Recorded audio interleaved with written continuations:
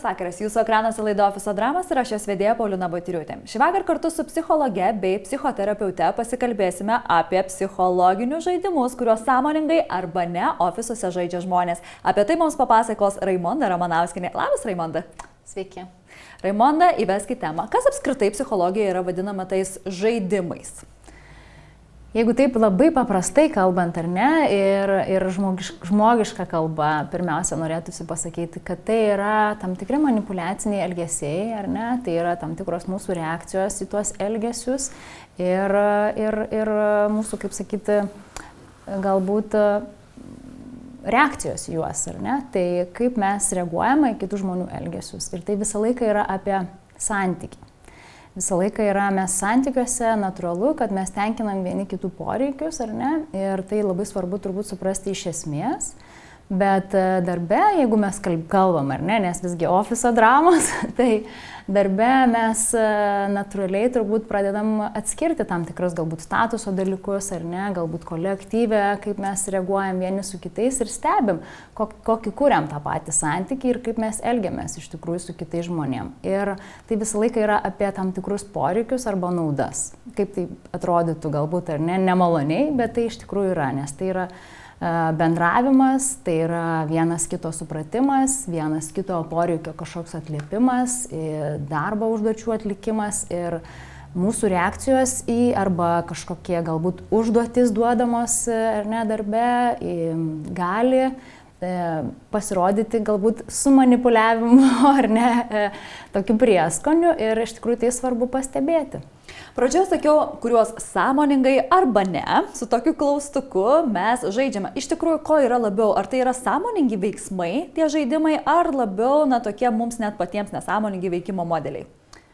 Dažniau, sakyčiau, galima pastebėti, kad tai yra visiškai nesąmoningi mūsų elgesiai ir veiksmai ir reakcijos, ar ne?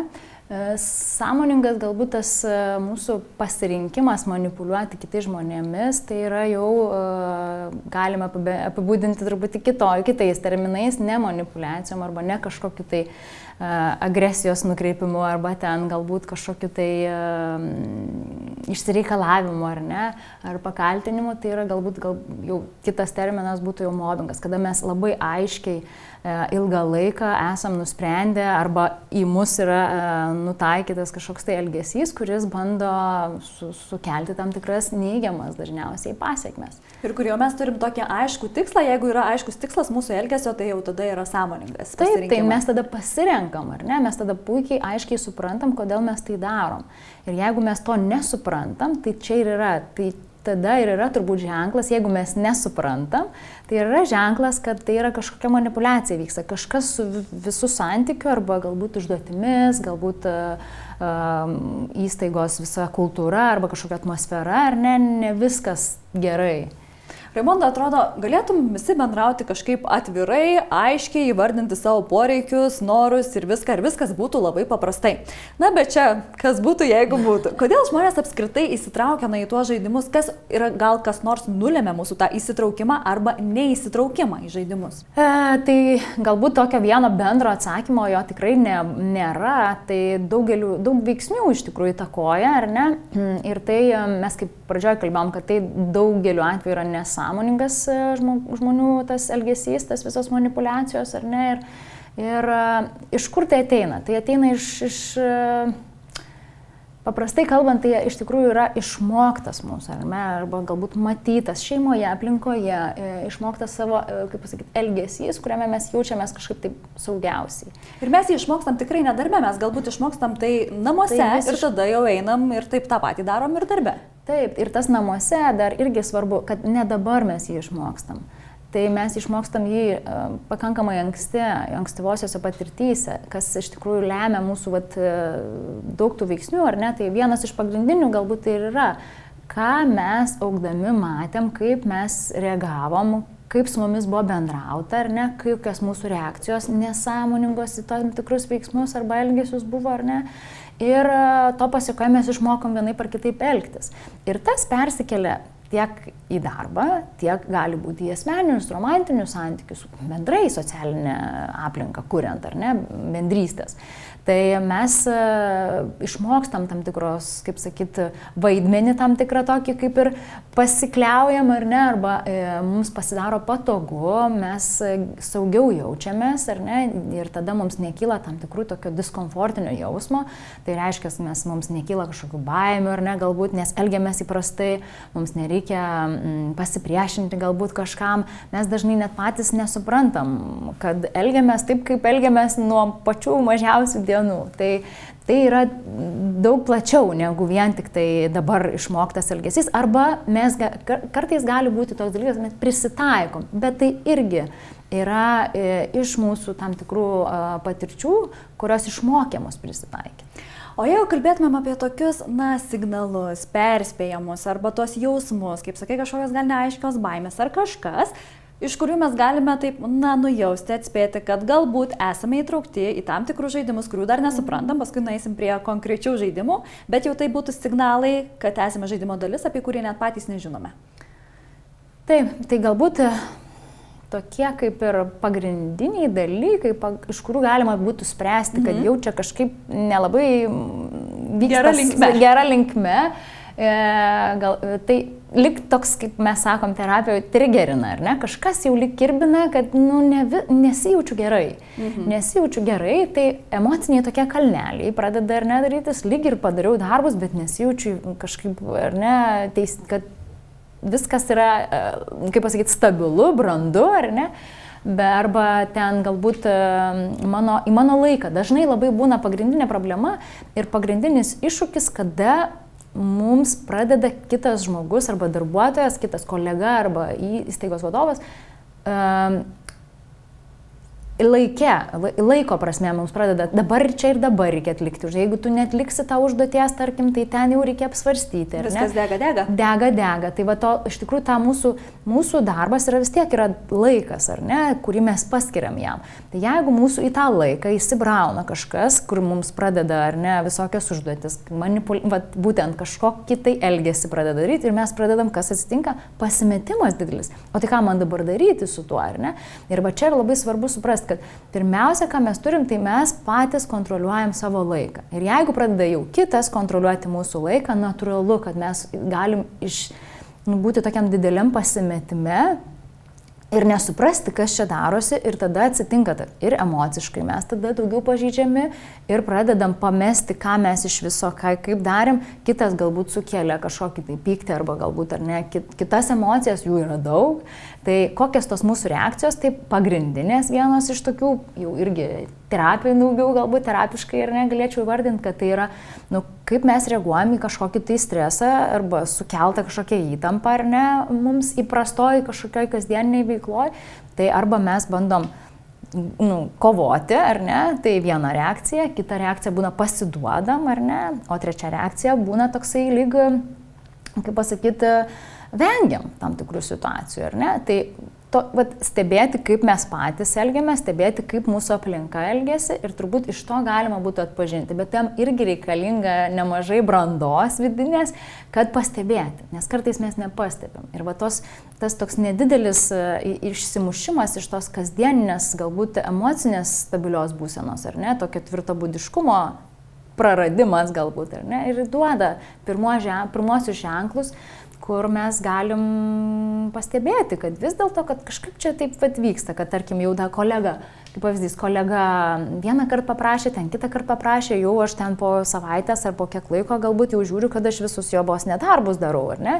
Ir tai jau man labai akivaizdus, ar ne, pavyzdys, kaip čia mūsų tas geranoriškumas arba galbūt tiesiog vienas kitas klausimas įsiterpia į mūsų visiškai į laiką. Tai mums šitoje vietoje labai svarbu yra pastebėti, kas vyksta ir tokio truputėlį atsitraukti. Aš visą laiką labai rekomenduoju, nesvarbu, kas vyksta, bet atsitraukti ir stebėti iš šono. Ir tam reikia pastangų, bet tam reikia įgūdžių tiesiog. Nes pradžiai mes galim net pažinti, ten įvardinti ar kažkaip, ar ne, nes tas užtrunka, bet Pradžioje reikia atsitraukti net fiziškai kartais reikia iš to, kad nebūtų įkalbinėjimo, kad nebūtų kažkokio tai, nu, vat, kodėl tu tai pasielgiai, arba kodėl, vat, nu, reiks apsvarstyti galbūt tavo, ar ne, į darbą, arba rezultatus, arba čia, vat, nenorą prisidėti ir daugiau kažkokių tai, ar ne, užduočių atlikti. Tai tas toksai dar įsivelia lyg dovanojimo ir tokio tada arba nubaudimo. Kažkokios tos naudos atsiranda. Tai va čia irgi labai svarbu nepraleisti ir pastebėti, galbūt net pareflektuoti dabar, ar ne, žiūrovams stebint, pareflektuoti, ar nevyksta to dalyko su manim. Raimondai, tu kalbėjai apie tokias tam tikras situacijas, kada ateina ir prašo ten darbo ar panašiai, bet ar tas trigeris gali būti mums koks nors konkretus žmogus? Na jau jeigu va tas žmogus kažko prašo, tai visada kažkokie va sukyla tie neigiami jausmai, bet tam žmogui net ir pasakyti kaip ir nelabai gali.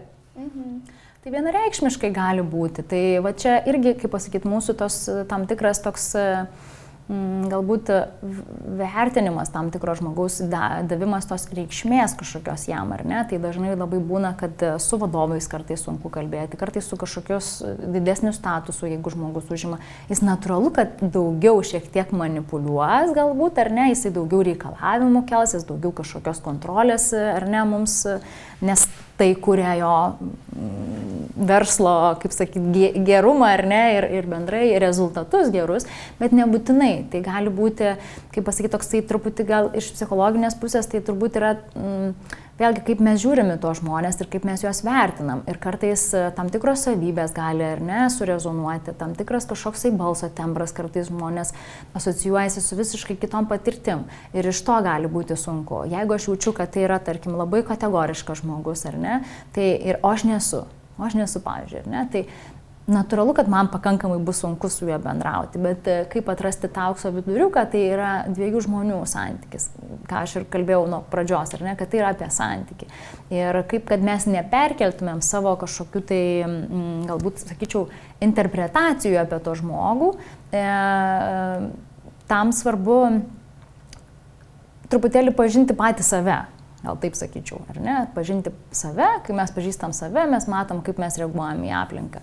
Ir tiesiog su tuo dirbti, su tuo kalbėti su savim ir atpažinti, kad statusas nieko nereiškia, kad žmogus yra vertingesnis. Keliaukime dabar prie konkretumo. Kokie yra patys populiariausi tie psichologiniai žaidimai ofise? Kas tai būtų? Tai galbūt tie tokie pagrindiniai 3, ar ne, iš kelių pusių aš galiu apie juos kalbėti, bet galbūt pagrindiniai tai yra to tokio persekiotojo kaltintojo, ar ne, vaidmuo, tai yra aukos vaidmuo ir yra, kaip čia, grasintojo, gazdintojo, agresoriaus toks vaidmuo.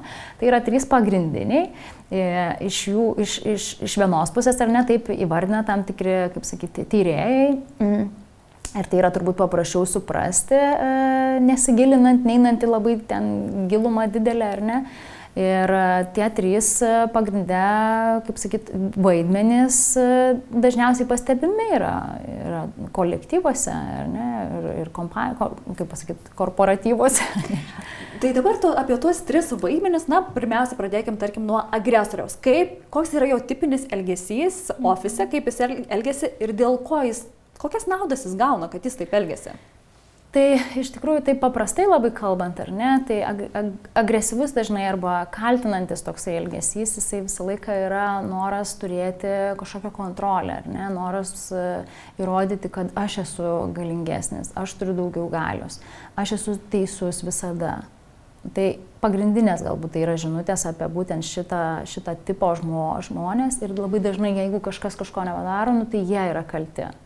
Jie yra netinkamai čia suskaičiavo gal kažką, nors galbūt tai yra ir mano klaida, ne? Bet viską padarau, kad tik tai nesijausti, kaip sakyt, pačiam prastesniam už kitus. Tai reiškia, aš bijau prarasti tokios lyg kontrolės, lyg galios, ar ne, lyg tai tokio, kaip pasakyt, kad nes kitu atveju, nu, subirės visas įvaizdis, ar ne, mano, arba bendrai tas vaidmuo dings, nes tas, svarbu paminėti, kad tas yra nesąmoningai daroma, ar ne? Tai yra tam tikrai iš tikrųjų žmonių įsitikinimai, kad galbūt aš negaliu būti prastesnis, aš turiu turėti kažkokios tai kontrolės, tai kontroliuodamas aš esu svarbus ir saugus gali būti, ar ne, irgi. Tai jeigu aš visą tai prarandu, tai yra vėlgi ir mano savivertės klausimas. Tai jis darbe yra tas, kuris niekada nebūna kaltas, kaltina kitus, naudoja spaudimą, ko gero, ir čia gal pagrindiniai, ar ne, šitie žmogaus bruožai? Taip, ir mes galim iš kokio elgesio, mes galim tai suprasti, tai būtent tas toksai visą laiką toks lyg gąsdinimas, ar ne, ir kaltinimas yra, kad, tai jeigu tu to nepadarai, tai pažiūrėsim taip čia. Ir tada tokia žmogus jaučiasi kaltas, kad lyg kažkokių užduočių neatliko, ar ne? Ir tai yra tikrai labai, iš vienos pusės jie gali išsireikalauti labai daug ir tas naudinga kartais būna įmonėm, ar ne, bet iš kitos pusės yra labai nemažai praradimų. Praradimų ta prasme, kad žmonės pradeda jo vengti, tai jisai gauna tokią neigiamą pusę, ar ne, šitos rolės, pradeda jo vengti, pradeda nekurti su juo tą ryšio, ar ne, tai kartais net žmonės palieka įstaigas, ar ne, dėl tam tikrų tokio elgesio ir kaita žmonių atsiranda irgi, ir svarbu pastebėti šitą, nes išsireikalauti tai yra viena, bet kokiom sąlygom mes tai reikalavom arba, ar ne, per kaltinimus, per kažkokius tai sumažinimus kitų žmonių. Tai natūralu, kad tai kenkia visai į atmosferą, ar ne? Kiekvienas agresorius, ko gero, turi auką. Keliaukime tada prie aukos. Koks yra tipinis aukos elgesys darbe, iš ko galime ją atpažinti ir dėl ko tas žmogus tampa auka, šoka į šitą rolę? Kas jam iš to? Taip, tai jeigu taip irgi trumpai, ar ne, tai aukos rolė, gal taip sakyčiau, aukos vaidmuo labai dažnai turi tokius pagrindinius, kaip pasakyti, požymius, ar ne, tai yra dažnai pasidavime tokiam, negalėjime, negebėjime, dažnai ieško pagalbos, dažnai tokį inkštimą mes girdim iš tų žmonių, jeigu taip galiu išsireikšti. Tokį nuolatinį negebėjimą, atrodo, aš čia nesugebėsiu, aš nežinau, aš čia nekaltas, aš čia negaliu rasti kažkokių sprendimų, čia ne mano atsakomybė yra, ar ne, ir daug to tokio, ir dažnai jie tokie kaip ir nori, atrodo, lyg ir apsaugoti galbūt save, tai yra iš to, kad aš neprisiemu atsakomybės, jie nemoka prisimti atsakomybės, jie padaro klaidą, tai pavyzdžiui, ar ne, tai jau geriau jie tada kitą kartą nieko nedarys, kad tik tai nepadaryti tam tikros klaidos. Tai tas vaidmuo iš tikrųjų yra toks, sakyčiau, pasyviausias ir toksai galbūt, žinot, mažiausiai reiškintis savo poreikius. Nes jo vienintelis turbūt noras, gal taip ar ne, tai yra būti saugiu, neužkliūti niekam ar ne ir gauti iš tikrųjų tokios, kaip tu vargšė, tikrai čia tiek dirbai, pavyzdžiui, nepavyko tau padaryti ten kažkokios užduoties, ar ne, ir tokios paguodos, lyg toksai, maitinasi iš to, ar ne, auka, kad gauna už savo pažeidžiamumą, už savo negalėjimą dalykų atlikti užduočių, už savo kažkokių tai silpnybės, gauna uždėmesį ir iš tikrųjų tai labai stiprina. O ką gali pasakyti tada apie gelbėtoją? Koks jo tipinis elgesys? Gelbėtojai iš tikrųjų irgi yra, jie dažnai būna tokie daug empatijos turintis ekstravertiški žmonės, ar ne, nes jie daugiau linki, ar ne, apsimti atsakomybių daugiau, noras kažkokių daugiau gal užduočių atlikti, ar ne, tai yra daugiau, kad niekas jų kaip ir neprašo, bet jau, kaip pasakyti, atsiranda pačio žmogaus lūkestis, kad aš galėčiau būti, aš noriu būti svarbus, aš noriu būti pamatytas. Jo galbūt tie įsitikinimai, ar ne, yra, ir išmoktas tas elgesys yra, kad aš noriu padėti kitiem, net to neprašomas. Kas atsitinka, kokios minusai šito vaidmens, tai dažnai žmonės užsiema per daug atsakomybių, per daug darbų ir iš tikrųjų pervargsta, nuvargsta, negali pasakyti ne kitiem ir perdegimas dažnai juos persekioja. Neretai tenka girdėti ir matyti tokias situacijas, kad ofisuose žmonės bendrauja, taip, ne visai kaip suaugęs su suaugusiu žmogumi, dažnai būna tokios ir tėvo, ir vaiko kažkokį vaidmenys ir nušokimas į tuos. Pakomentuok, kaip šitas žaidimas yra žaidžiamas ir svarbiausia, kaip išlikti tame suaugęs su suaugusiu žmogumi tame santykėje darbe. Žinot, labai svarbu galbūt pradėti nuo to, kad šitos rolės yra apie tą patį iš esmės. Tik tiek, kad mes prieinam prie šito klausimo iš to nebrandumo, ar ne, arba iš to būtent kontroliavimo ir to tėviško tokios rolės.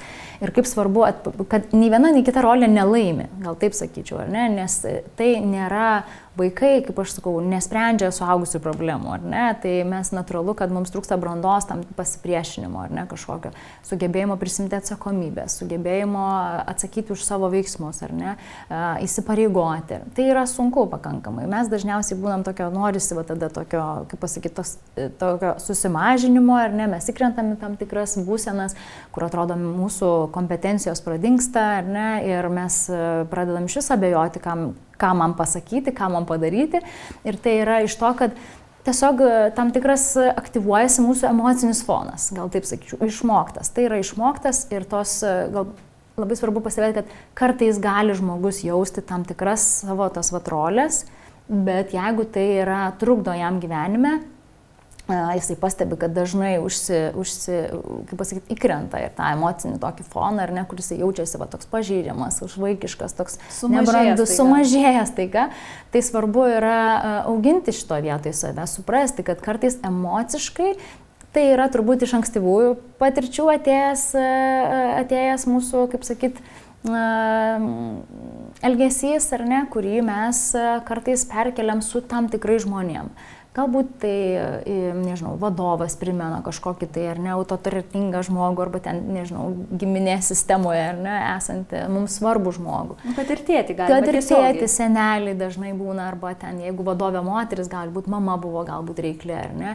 Ir aš eidama, pavyzdžiui, pokalbiui, ar ne, ir metiniam aptarimui kokiam, žiūrėk jau ir įkrentu į tam tikrą tokį sumažėjimą, kad aš nežinojau, aš čia kažkas, ir pradedu tą save taip lyg net nepajausdamas mažinti, ar ne.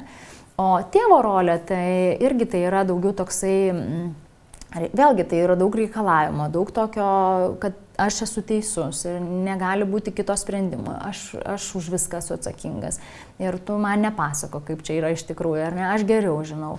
Tai ir, čia tokie pagrindiniai, gal paprasčiausi pavyzdžiai, bet svarbu irgi suprasti, kad jeigu, pavyzdžiui, įmonėje, ar ne, ateinam moteris pas vadovą, būdama vaiko pozicijoje, o vadovas yra tai kaip jis elgsis, jisai pradės auklėti, ar ne, ją. O mūsų užduotis iš tikrųjų yra nebandyti žaisti tose rolėse, tiek pirmojo atveju, tiek šituo atveju, ar ne, o mūsų užduotis yra stabdyti ir priminti, kad yra taisyklės. Ir sveiko suaugusio, mes taip terapijoje daugiau galbūt kalbam, ar ne, tai sveiko suaugusio dalis ir yra ta, kuri iš tikrųjų išklauso, kaip būtų svarbu išspręsti klausimą, nebara pirmiausia, ar ne, mes tiesiog klausiam, gerai, atsitiko klaida, gerai, ką mes galim padaryti, kad tai nesikartotų, ar ne, ir kaip tave pastiprinti, ką galbūt tau duoti informacijos, gal iš kažkokio mes bandom atrasti sprendimus, kurie žmogų nesumažina arba nesumenkina jį, ar ne, arba toksai, iš apačios viršų, kad to nebūtų, ar ne, bendravimo tokio, o kad pagarbiai, nes mes kuriam taisyklės ir tos taisyklės turi būti visur iš esmės, ar ne, ir kaip mes tų taisyklių laikysimės. Tai čia labai paprastas pavyzdys, kaip svarbu įmonėse laikytis, irgi nevaidinti tų rolių, tai išvažiuoti į gatvę, ar ne, pavyzdys, tai išvažiuoju į automobilių ir nesilaikau taisyklių. Tai visiškas, ar ne, katastrofa gali įvykti. Tai lygiai tas pats ir mūsų darbo aplinkoje, mūsų bendrai gyvenime, ar ne, mums yra svarbu susitarimai, tai yra apie santykius ir tai yra atpažinti tas rolės. Ir auginti tą iš tikrųjų brandų tą bendravimą, tokį nesmurtinį bendravimą, kas šiais laikais yra labai populiaru. Tai yra svarbu įsisąmoninti, kokios tos mūsų mintis, kokie mūsų išmokti elgesiai ir kaip mes tenkinam poreikius. Raimonda, vienu sakiniu, kaip greičiau sugrįžti į tą suaugusio rolę, jeigu mes taiga save už rankos pagaunam, kad jau šokam sumažėjom ir jau mes taiga tampam vaiko vaidmenyną, sėdam prieš vadovą metinio pokalbio metu ir jau čia reikia staigiai sugrįžti atgal. Kokia būtų vienu sakiniu ta žinutė, ką aš sau galiu pasakyti, priminti ir sugrįžti į tą tokį sveiko? Labai norėčiau tokių galių vienu sakiniu pasakyti, bet svarbu irgi mokytis iš tikrųjų šito. Vieno sakinio turbūt nėra, bet mokytis, priminti savo, kad yra dalykų, už kuriuos aš esu atsakinga, ką aš galiu, aš prisimenu, ar ne, kiek man yra metų, kokios tos mano patirtis, kaip aš jas interpretuoju, ar ne, ir kad vadovas tai nėra, kad vertingesnis, aš lygiai taip pat turiu tam tikrą vertę ir vienodą vertę, gal svarbu, ar ne, iš esmės žmogiškąja prasme. Tai statusas neleidžia manipuliuoti, tai priminti savo, kad mano atsakomybė yra mano reakcijos, kaip aš reaguosiu. Kaip aš reaguosiu ir kuo skubiau sugrįžti į tą sveiko, kad mes esam darbiniuose santykiuose ir čia nėra mano nei tėtis. Kad aš galiu pasakyti savo nuomonę, galiu išreikšti nepasitenkinimą, galiu pasakyti stop, ne ar ne ir daug tokių dalykų ir tai, nežinau, ar vieną sakinį čia sutilptų. Bet esminė žinutė tikrai pagavau ir manau žiūrovai tikrai suprato. Ačiū už pokalbį. Ačiū labai. Šiandien tai buvo viskas, ką mes kartu su Raimonda spėjome jums papasakoti. Susitikime prie ekranų kitose Opus Dramų laidose. Iki.